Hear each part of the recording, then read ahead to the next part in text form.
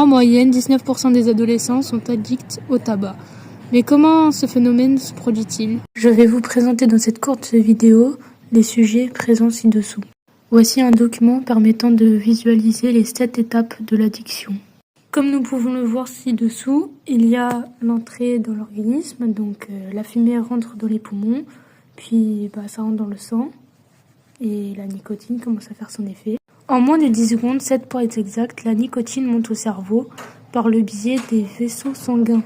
Ensuite, pour la troisième étape, la nicotine se fixe au capteur nicotinique et fait office de remplacement de l'acétylcholine. Ensuite, un message est envoyé au cerveau afin de libérer la dopamine, ce qui va commencer à lancer le circuit de la récompense qui va faire que fumer va devenir un plaisir.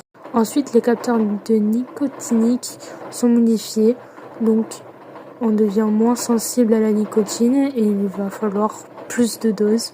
Et enfin, dernière étape, la sensation de manque. Au bout de 1 heure à 2, l'effet de la nicotine s'estompe. Grâce à cette courte présentation, on a pu voir comment on peut devenir addict au tabac. Mais la question est, quels en sont les risques du tabac sur la santé? Donc on va y répondre de suite. Tout d'abord, nous avons décidé de vous présenter cette courte vidéo où on voit clairement la différence entre un fumeur et un non-fumeur. Les poumons noirs sont ceux des fumeurs et bien différents des non-fumeurs. Cependant, il existe aussi d'autres risques. Nous allons les étudier tout de suite. Les personnes qui consomment du tabac risquent plusieurs choses telles que l'essoufflement, des bronchites chroniques, l'emphysème et plus d'infections respiratoires, mais encore des maladies cardiovasculaires. Ils ont souvent les dents qui jaunissent, une mauvaise haleine ou bien des maladies de la gencive. Elles ont aussi la peau qui vieillit plus vite ainsi que les mains qui jaunissent. Le tabac multiplie aussi le risque de cancer ainsi que des problèmes de fertilité et de grossesse. Vous devez vous demander, mais comment pouvons-nous prévenir cette addiction? Eh bien, je vais vous le présenter. L'État a décidé de créer le mois sans tabac. Ça se déroule toutes les années au mois de novembre. Les fumeurs tentent d'arrêter de consommer du tabac tout au long du mois et peuvent continuer juste après. En prévention, on peut voir sur les paquets de tabac souvent des images assez choquantes afin d'alerter le public et que le public voie qu'il peut y avoir beaucoup de risques.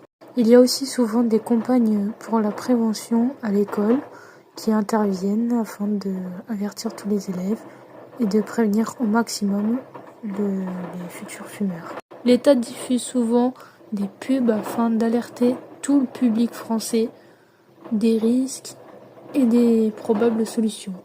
J'aimerais vous présenter les différentes solutions à la cigarette dans cette vidéo.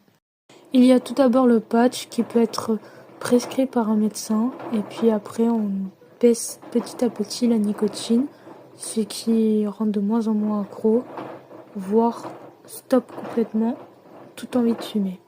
La personne dépendante peut être suivie par son médecin généraliste ou bien d'autres professionnels qui le suivront et vont s'adapter à lui et vont le conseiller tout au long de la procédure.